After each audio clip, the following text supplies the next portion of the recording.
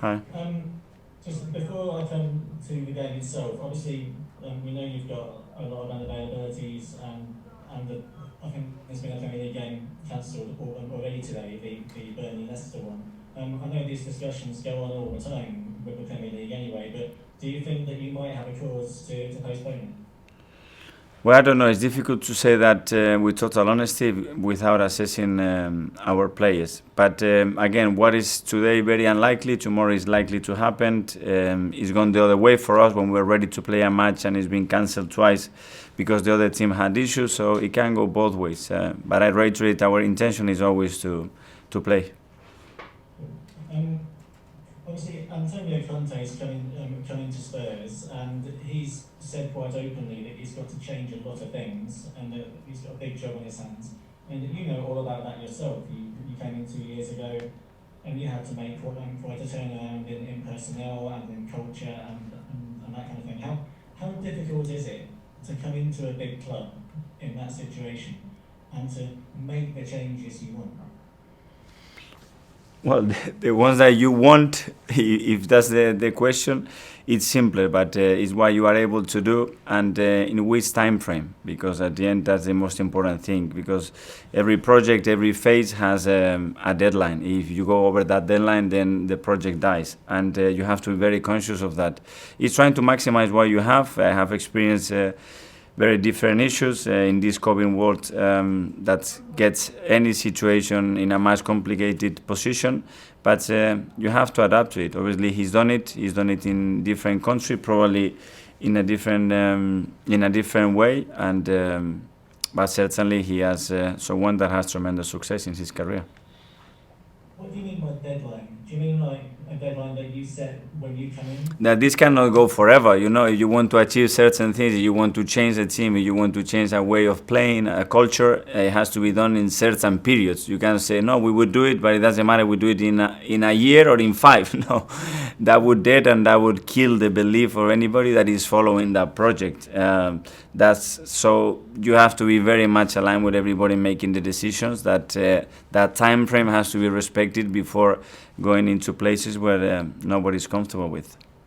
When you look back at when you started your project, what in hindsight is the biggest issue that you faced when you came in on that December day? What was the biggest issue? One of the biggest issues has been COVID, because for a long period we haven't been able to spend time together. We haven't had our supporters with us in our new project, and that was probably the biggest downside. The rest, there are issues that they come and go like any other club, and you have to try to maximize it. And then obviously that you fight against the expectations that this club and his history are related to, and the only thing that works here and is acceptable is winning, and the competition that this league has is stronger than any other year in the history of this league, and you have to fight against that. I've just got a couple more. Obviously, you and Spurs are both fighting very hard now for fourth place, and that was maybe always the case sort of 10 years or so ago, but the last 2 or 3 years it hasn't quite been like that. But now both teams are getting stronger. Obviously, you want to finish above them like crazy, and so does everybody around Arsenal. But is it good for the derby and for the status of the derby and its prestige that both teams are strong and fighting together? Well, I think so. I think it's really good, and that's what you look for. And when you have opponents of that level or even better, that's where you have to raise your level and become better. And you need all the time that push and that uncertainty in your back. To try to do better, to improve, and try to achieve after the objectives that you want. And just going back to the availability situation, if the game does go ahead, you'll obviously be weaker in terms of numbers, we know that.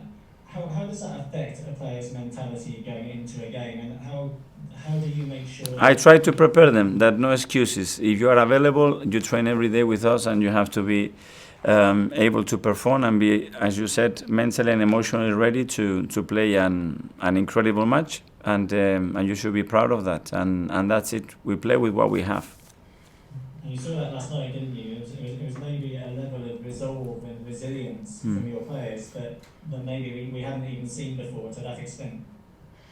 Yes, and I'm really proud of that because they have to recognize that you have to do whatever it takes, and if you are ready to do that, then you take your level and the dimension of what you are capable of to a different level. And when sometimes quality is not enough, you have to find other ways to do it, and that's as important or even more important than the other things.